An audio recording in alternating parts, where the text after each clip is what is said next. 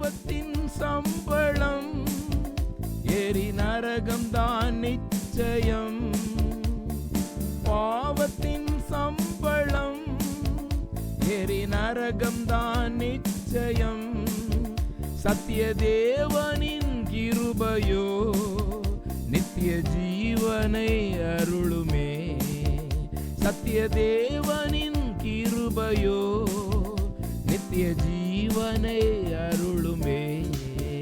இந்த காலம் பொல்லாதது, உன்னை கர்த்தர் அழைக்கிறார்.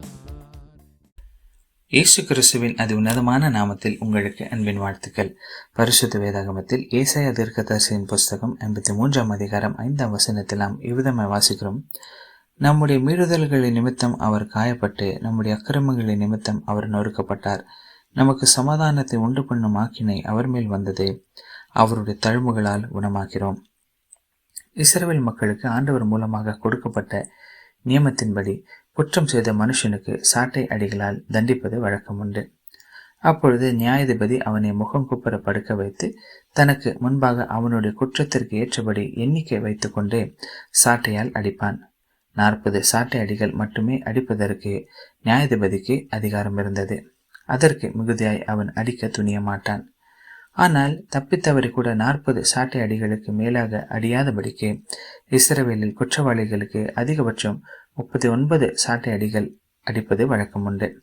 40 அல்லது அதற்கும் மேலாக ஒரு குற்றவாளியை சாட்டையால் அடித்தால் அவன் மரிக்க வாய்ப்பிருக்கலாம் என்று கருதி பயத்தோடு கூட எச்சரிக்கையாக இருப்பது உண்டு. காரணம், அப்படிப்பட்டதான ஒரு மரணம் கேவலமாக எண்ணப்பட்டது. அதாவது 39 சாட்டை அடிகள் அடிக்கும் மட்டும் அந்த மனுஷன் மரண கதவு மட்டும் எட்டியிருப்பான். அது மட்டுமல்லாமல் கொடூரமான ரோம சாம்ராஜ்யத்தில் ஒவ்வொரு தண்டனை தீவிரத்தன்மையின் உச்சத்தில் இருந்தது.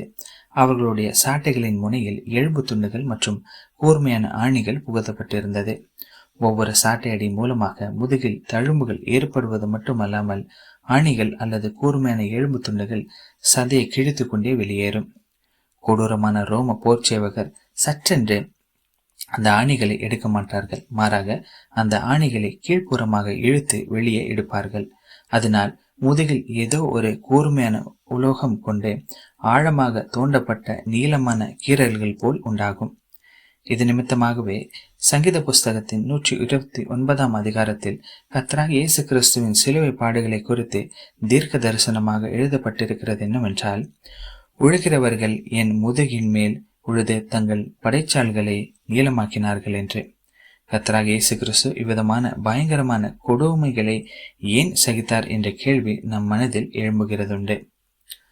நீதிமொழிகள் புஸ்தகத்தின் 20ஆம் அதிகாரத்தின் 30ஆம் வசனத்தில் இவ்விதமாக எழுதப்பட்டிருக்கிறது, காயத்தின் தழும்புகளும் உள்ளத்தில் உரைக்கும் அடிகளும் பொல்லாதவனை அழுக்கற துடைக்கும். கர்த்தராகிய இயேசு கிறிஸ்து குற்றமற்ற மாசற்றவராயிருந்தார். அவரிடத்தில் ஒரு துன்மார்க்கமும் அநீதியும் இருந்ததில்லை. அடிப்படையில் நாம் மனுஷர்களை துன்மார்க்கம் செய்தோம், மேலும் இன்றும் செய்து கொண்டிருக்கிறோம். நம்மை இந்த துன்மார்க்கத்திலிருந்து விடுவிக்கும்படியாகவே அவர் அவ்விதமான கொடூரமான பாடுகளையும் சாட்டை அடிகளையும் மரண வேதனைகளையும் சகித்துக் கொண்டார். யாரெல்லாம் தங்கள் பாவங்களுக்காக மனம் வருந்தி தங்கள் பாவ மன்னிப்புக்காகவே கர்த்தராகிய இயேசு கிறிஸ்து துக்கங்கள் மற்றும் மரணத்தை சகித்தார் என்று ஏற்றுக்கொள்கிறார்களோ அவர்கள் எல்லாருக்கும் பாவ மன்னிப்பு மற்றும் நித்திய ஜீவன் தானமாக கிடைக்கிறது. பிரியமானவர்களே, நீங்களும் இந்த தானத்தை அடைய வேண்டும் என்பதே ஆண்டவரிடத்தில் உங்களுக்கான எங்களுடைய வேண்டுதலாயிருக்கிறது.